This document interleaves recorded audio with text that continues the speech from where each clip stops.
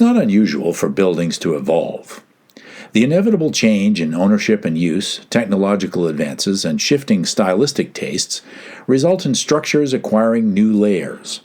This was the case with the former Marcotte furniture store in downtown Lewiston. The four-story building along the once bustling Lisbon Street corridor was dominated by a full-length aluminum screen from the 1960s.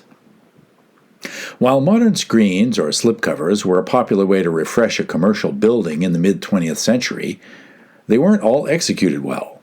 And in the case of Marcotte Furniture, it added a foreboding wall to downtown Lewiston that hid vacant upper stories and distracted from an underutilized commercial space on the first floor. Enter Jules Patry, owner of Lewiston staple Da Vinci's Eatery. Knowing its true potential, Mr. Patry purchased the old furniture store in 2017. He looked for tools to redevelop the building when he came across the Historic Rehabilitation Tax Credit Program. To qualify, the slipcover would have to go. That was the easy part. The hard part, the building could qualify for the tax credit, but only as part of a larger historic district. Undeterred, Mr. Patry looked to his neighbors along Lisbon and Main Streets for cooperation to unlock the benefits of a historic district. These efforts resulted in the official listing of the Lewiston Commercial Historic District to the National Register of Historic Places in October 2018.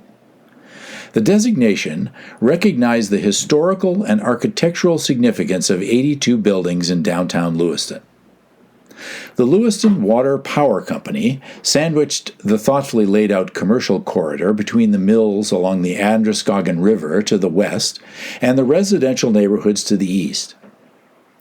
Architectural styles in the district reflect the span of its development from 1850 to the mid-20th century, and included Greek Revival, Italianate, Romanesque Revival, Beaux-Arts, and Art Deco styles.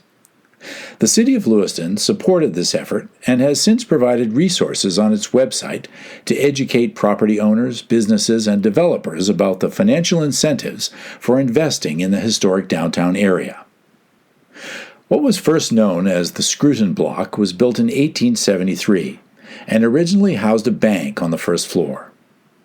In anticipation of creating the historic district, Mr. Patry worked to remove the metal screen and modern storefront to unveil the beautiful details of the Romanesque Revival commercial block. The sun shined once again on the rounded arch windows, brick corbelling, and cast iron ornamentation along the storefront.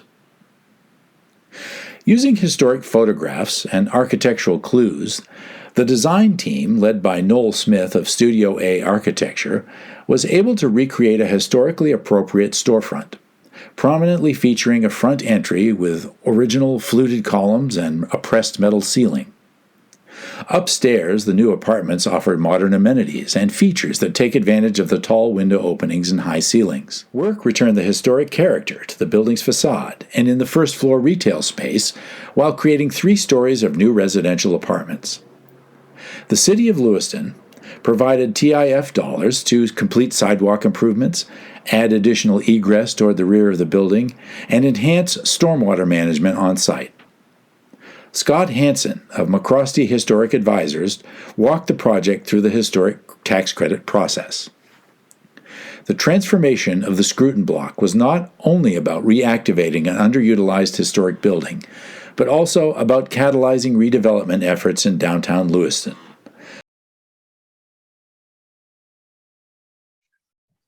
Thank you for recognizing the Scruton Block with this award.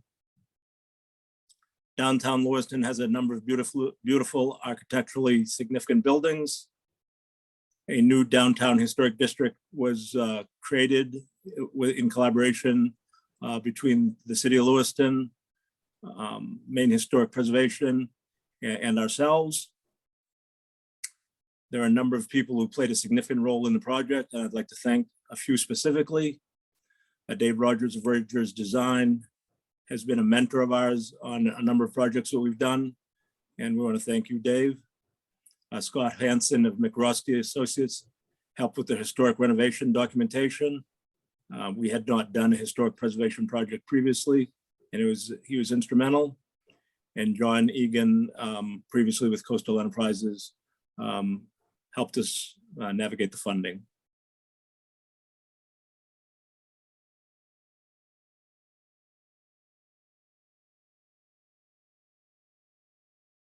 When a significant building can no longer serve its intended purpose, one of the greatest challenges is finding a new use that both respects its past and satisfies a need in the community. An empty convent at Mount Mercy Academy, a place central to the educational, residential, and spiritual legacy of the Ursuline sisters, presented this very challenge. 6 sisters came from Quebec to Waterville in 1888 at the request of Reverend Narcisse Charland, pastor of the St. Francis de Sales Church. Their mission was to educate the children of the French-Canadian mill workers who were moving to the city after the construction of the Lockwood Mills. The first school was built in 1888, and a convent of the order was built in 1891 on a lot adjoining the St. Francis de Sales Church in downtown Waterville. The sisters purchased a 100-acre property outside the downtown in 1911 to establish a larger convent and boarding school for girls. In 1957, a new school building was built on the site, and in 1967, a new convent followed.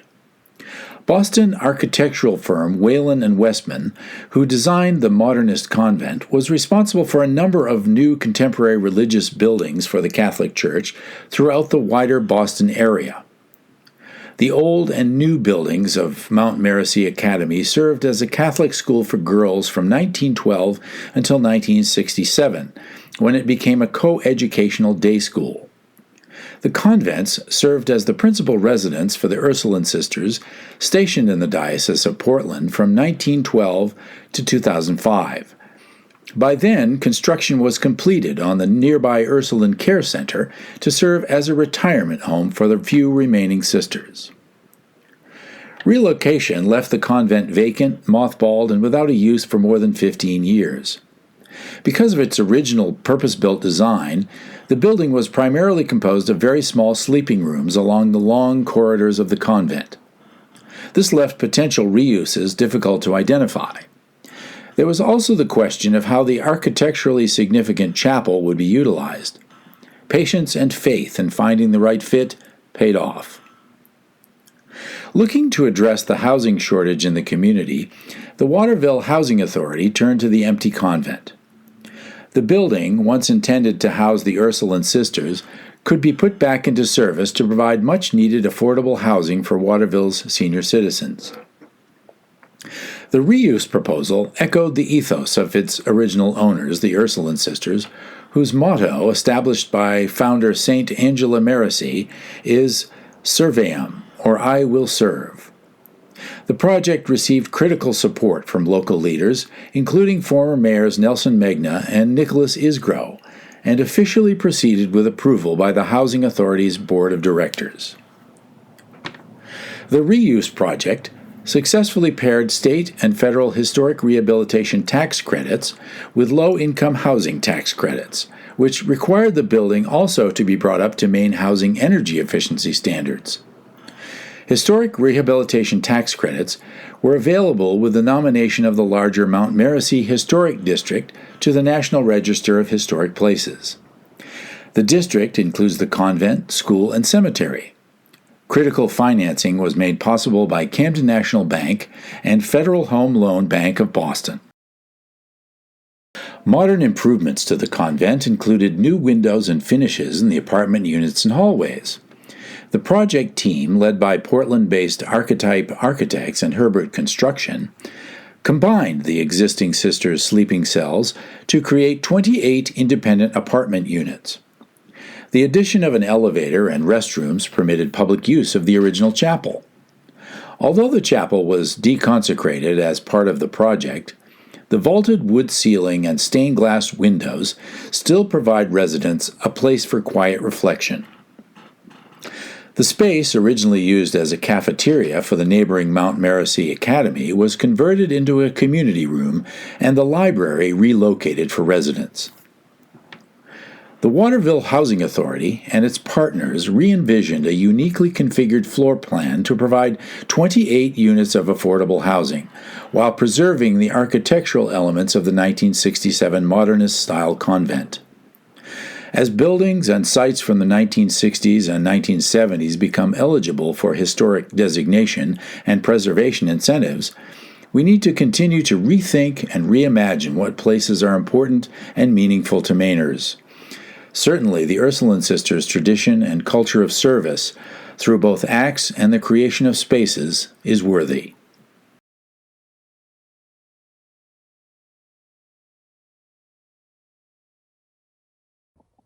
Hello, I'm Diane Townsend, and I represent the owners of Mersey Woods. We are honored to be recognized for the restoration of the former Ursuline Convent in Waterville into 28 apartments for seniors. From the beginning, the Ursuline Sisters wanted the renovated property to give back to their community. During the design process, it was a priority to create spaces for residents to gather and create a sense of community. Part of the historic requirement was to retain this library. We are able to maintain its look and purpose and provide the residents a more intimate place to visit. The community room has lots of floor-to-ceiling windows and plenty of room for large gatherings, games, and puzzles. The beautiful chapel is being used for concerts and will provide a display area for artwork and projects completed by the students at Mount Mersey Academy. Mersey Woods was completed at a time when there's a severe lack of affordable housing throughout our area. The ability for residents to live in a lovely building and pay greatly reduced rent is definitely serving the community well. I'd like to extend a special thank you to the WHA Inc. Board of Directors and the Waterville Housing Authority Commissioners for supporting the project and furthering their mission to provide affordable housing.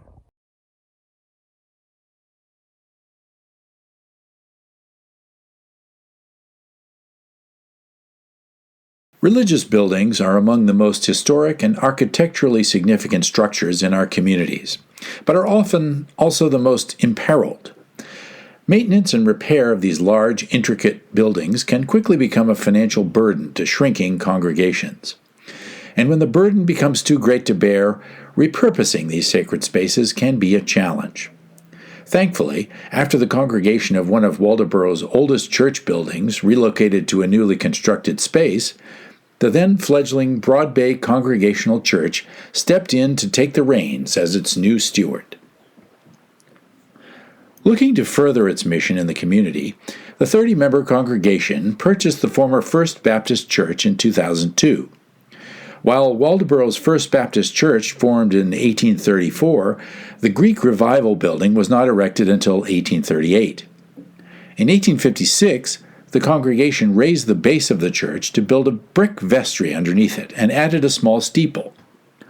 A much larger building campaign took place in 1889 with the addition of a large tower and steeple, as well as the integration of newly fashionable Italianate features such as rounded arch, stained glass windows. The tower served as a new narthex, while addition of circular pews and frescoes enhanced the interior. What began as a condition assessment of their new historic building quickly evolved into a long to-do list that the Broad Bay Congregational Church knew would stand in the way of opening their doors to the community. Among the pressing needs was the steeple's failing timber frame structure and unreliable foundation to hold it all in place. Access to the sanctuary was limited to interior stairs and a wooden ramp that stretched to the neighboring property, while bathrooms were isolated on one floor. The Broad Bay Building Committee created an acronym to explain their intent: SAFE, structural, accessible, flexible, for everyone. They selected architects Barbey and Wheelock to guide the master plan for the transformative project, with Chris O'Hara of Structural Integrity filling the role of structural engineer, and Auburn-based H.E. Callahan Construction Company serving as the construction manager. Preservation timber framing completed the necessary repairs to the steeple. Curious onlookers watched as contractors had to cut the tower away from the building and carefully float it, using huge steel beams, so that a new foundation could be poured. With the tower's timber frame repaired and lowered onto solid footing, work commenced on reconfiguring the narthex. The construction team combined the existing flanking stairs in the narthex and installed a lift to provide enhanced access between the sanctuary and the fellowship hall on the ground floor. The reconfigured entry space now engages the congregation and visitors with the historic sanctuary space by replacing the existing wall with a glass curtain system. Architect Nancy Barbet remarked that the new entryway serves as a light-filled community gathering space and meets an emotive need to pause, wait for friends, reflect on the historic building, and feel the peace of this quiet but active place. The tower also received a much-needed new roof and bell cradle. A new heating system, additional insulation, and efficient lighting improved the energy efficiency of the 140-year-old structure. ADA-compliant bathrooms were built out on both floors, and the front doors to access the narthex are now located at grade. The Maine Steeples Fund supported the early coordination of the project and later granted $60,000 toward restoration work on the tower. Altogether, the vigorous capital campaign raised more than $900,000 in just 1 year. The congregation received a huge boost after successfully garnering a $250,000 grant from the highly competitive National Fund for Sacred Places.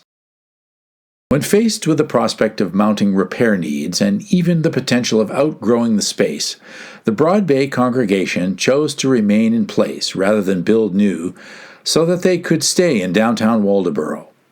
They chose to open their doors to the community and host a variety of social services that would otherwise not have a space. By adapting and enhancing accessibility between the sanctuary and the fellowship hall, the historic church is now better positioned to serve as an approachable and sustainable center of the community.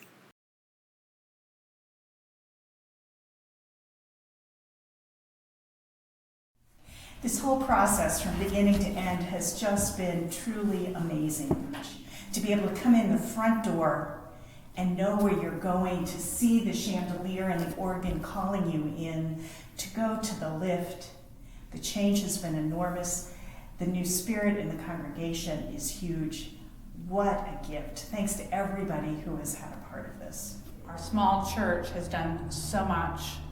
We have a master plan now that's going to transform this church into an incredible versatile platform for secular and spiritual needs both. I'm grateful for the community of Waldoboro and beyond. We raised nearly $900,000 for phase 1 of this project. There's no way we're getting near those numbers without a strong community commitment. I'm grateful that our 200-year-old steeple is now going to stand straight and true for at least another 200 years, right here in the heart of our village. For me, this process actually began over 20 years ago when this building was purchased by a group of folks with a vision. And I feel that we then were, in this generation, have been entrusted with moving that vision forward. And that's what this capital campaign and the project to renovate this building really has done. It's continued the vision of these founders, and it's leading us forward because there's a new enthusiasm for this building, for its mission, for its place in the community.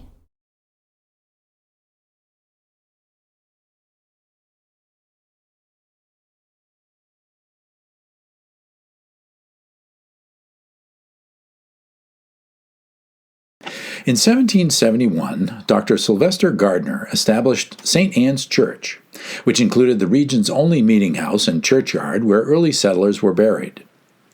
The churchyard includes the graves of Revolutionary War veterans and families tied to the area's pioneering businesses, including the 1791 gravestone of Dorcas Gardner and Dr. Gardner's son William, who died in 1787. By 1823, the churchyard was so full that burials were restricted. However, in the 1840s, families moved graves south to the more fashionable Oak Grove Cemetery. Unfortunately, the diminishing interest in the churchyard did not bode well for those that remained. Town records indicate that only 65 gravestones stood in 1911, a time when the churchyard was no longer used and had fallen into disrepair. Fundraising efforts in 1889 and 1924 to improve the churchyard fell short and did little to inspire action. By 2014, only 11 burial stones remain. Another unsuccessful effort gathered and recorded 30 fallen and broken stones and graded the yard to locate others. Another 21 gravestones and many footstones were relegated to the church basement, generally forgotten, undocumented, broken, and hidden. Enter William Bill King, Jr., who first encountered the churchyard in 1987 while locating the graves of his Gardner family ancestors, first cousins of Kennebec proprietor Dr. Sylvester Gardner. When he returned to the churchyard 15 years later, Bill found the remaining stones upended and broken. Bill's concerns were shared by Christ Church parishioner and historian Jody Clark, who recruited fellow parishioner and groundskeeper Hank McIntyre and Gardner Public Library's Special Collections librarian Don Thistle to restore the churchyard. Together, this determined team worked for 7 years, conducting needed research and completing physical restoration work. Volunteers initiated replacement of stones, working from archival research, intact stones, and 2 photographs predating stone toppling. The local group also hired New Hampshire firm Topographics to conduct ground-penetrating radar, which aided in gravesite identification and confirmed there were numerous gravesites no longer marked by any stone. Placement was guided by matching material underground, and broken stones were repaired and cleaned. The group also discovered the stones in the church basement. One was even found supporting the church's foundation. When missing, new bases were cast or cut from stone material. Volunteers epoxied stone breaks, filled cracks, repaired chips, and even recarved inscriptions. The team credits the project's success to the literal heavy lifting by friends, family, and parishioners of Christ Church, which owns the churchyard and enthusiastically supported the project. The restoration of the physical grave markers was guided in part by Cheryl Patton of the Maine Old Cemetery Association. Some 50 gravestones and 17 footstones were cleaned and placed, returning them to historic locations and restoring the historic burial ground. The successful efforts to restore St. Anne's Churchyard is both a cause for celebration and a call for action, to reflect upon the importance of preserving the hallowed grounds that dot Maine's landscape. As Bill King explains, they are a very important repository of our history, holding the last remains and documentation of our founders and builders of our Maine culture and communities. Along with completion of the project, the team also celebrated another occasion, reconsecration of the churchyard.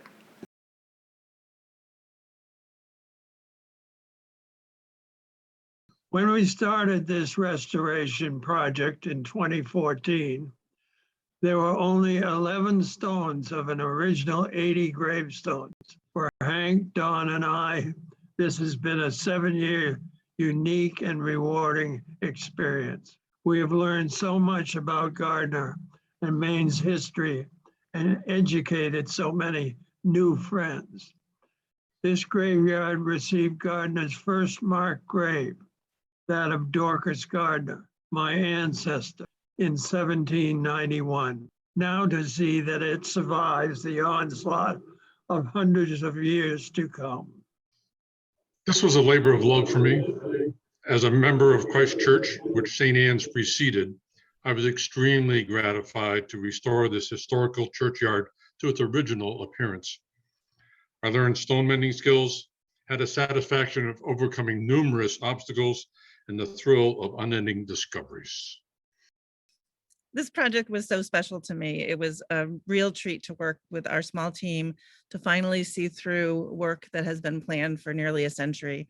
I was able to research these families and come to understand them and literally puzzle together their stories and their stones. It was one of the most engaging and fulfilling projects I've ever had the privilege to work on.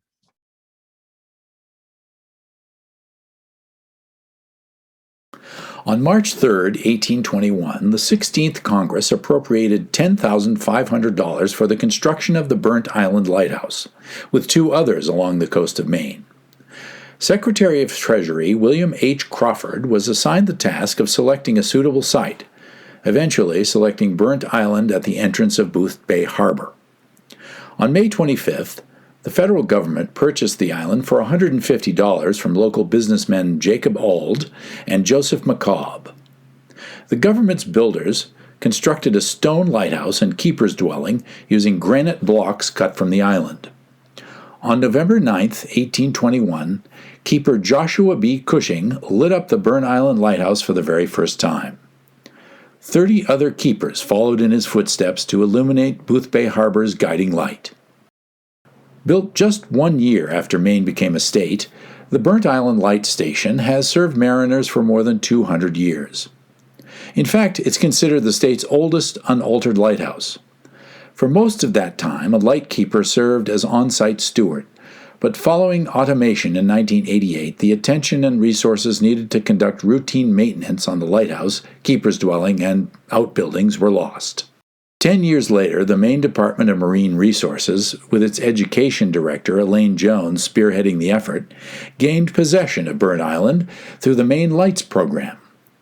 A biologist by training, Elaine wanted to transform the island environment into a living classroom for science educators and students from across the state. The fact the island had a lighthouse, of course, was not lost on her. With the help of volunteers, the DMR cleared fallen trees and brush, established public paths and gardens, added benches, built public restrooms, and installed a docking station and moorings to improve access.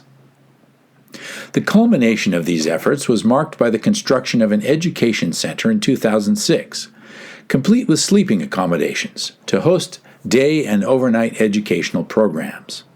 In 2008, Elaine partnered with a newly formed nonprofit, the Keepers of Burnt Island Station, to work toward the common goal of restoring the island's crowning gem. Their Keep the Light Burning capital campaign solicited donations from hundreds of people through gift-giving and special events, acquiring the funds needed to restore the station through private sources rather than taxpayer dollars. Prior to commencing work, Elaine dedicated a great deal of time and effort conducting extensive research to justify, guide, and document the restoration process. She compared her newfound love of history to a puzzle, always needing to look for the next piece. Standards and procedures for restoration were developed in cooperation with the Maine Historic Preservation Commission, United States Coast Guard, the Maine Bureau of General Services. She obtained architectural drawings and photographs from the National Archives and Coast Guard historian in Washington, D.C., and the Coast Guard's Civil Engineering Unit in Providence, Rhode Island. This research also led to the creation of a living history program in 2003 that is now facilitated by the Keepers of Burnt Island Station. The program centers on the powerful story of Joseph Muse, one of 14 former keepers and their families who Elaine interviewed as a part of an oral history project. It tells of Joseph's life as a keeper and the way he and his family got by day to day. The moment of truth finally arrived in 2020 when Elaine oversaw the $500,000 restoration of the light station, including exterior repairs, new roofs, heating system, septic system, interior upgrades, and the installation of a water line from the mainland.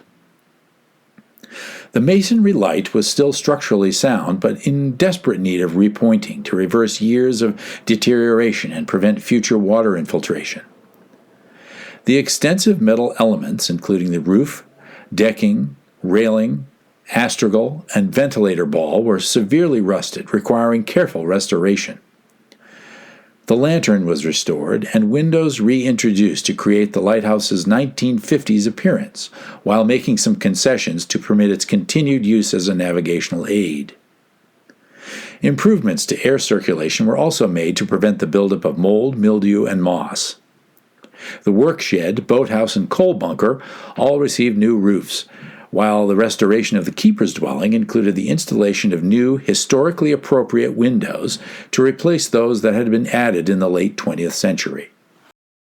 J.B. Leslie Company of South Berwick and Marden Builders Incorporated of Booth Bay Harbor served as the primary contractors, the former handling masonry and metalwork, and the latter carpentry. The project started in mid-June and lasted through October 2020. On top of the unique challenges of a historic restoration project, crews also had to carefully navigate the logistics of mobilizing large equipment and supplies to the island. Burnt Island Light Station celebrated its bicentennial in 2021 as a beautifully restored historic site for the people of Maine. It is now a place of learning for students, teachers, and members of the public, and will continue to be a recreational site for boaters and a navigational aid for mariners. Burnt Island and its rich history is now perfectly positioned to serve the public for another 200 years. Hello, my name is Elaine Jones and this is Jean McKay, and we have been two of the driving forces behind the restoration of the Burnt Island Lighthouse right here in beautiful Booth Bay Harbor, Maine. We are very excited to receive this Maine Preservation Award, one that recognizes the hard work and the dedication of so many in preserving this historic site for future generations. We are pleased that Burnt Island will serve as an exceptional and outstanding public facility for generations to come. A prime mission of the keepers of Burnt Island was to restore the lighthouse before its 200th anniversary. This was made possible by all the donors from our community who generously gave, and also all the people from away who have visited the island during the summers.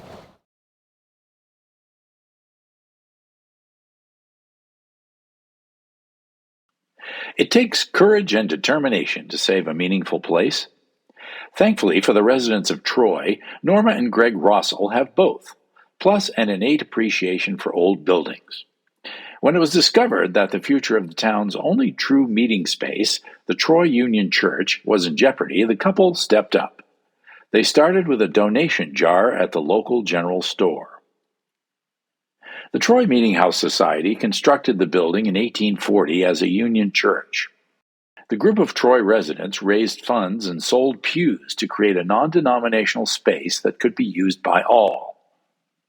The white rectilinear building features a mix of architectural details, a prominent box belfry with 4 spiralets on the front portion of the roof, and a relatively unadorned interior.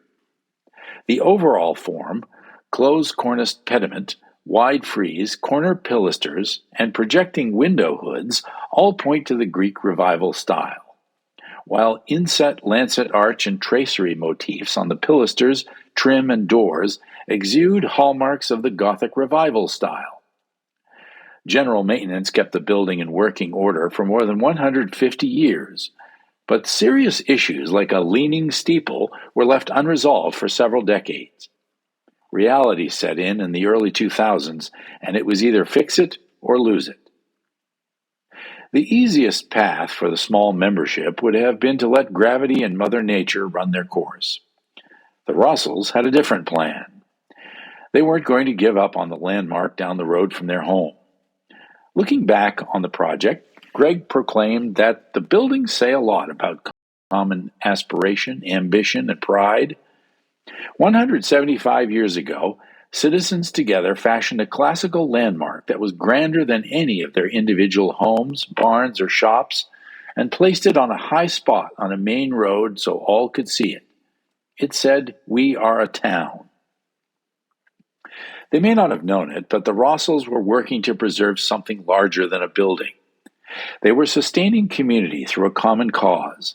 They forged the path and won supporters along the way. Norma served as the restoration project coordinator, while Greg assumed the role as chair of the restoration campaign.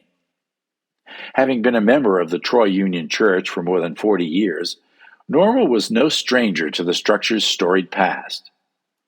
With help from Christy Chapman Mitchell at Maine Historic Preservation Commission, they researched and successfully nominated the church to the National Register of Historical Places in 2011. The Rossells' responsibilities were all-encompassing: project management, fundraising, and communications. Norma took advantage of her newly acquired grant-writing skills from participating in Maine's Encore Leadership Corps and managed willing volunteers.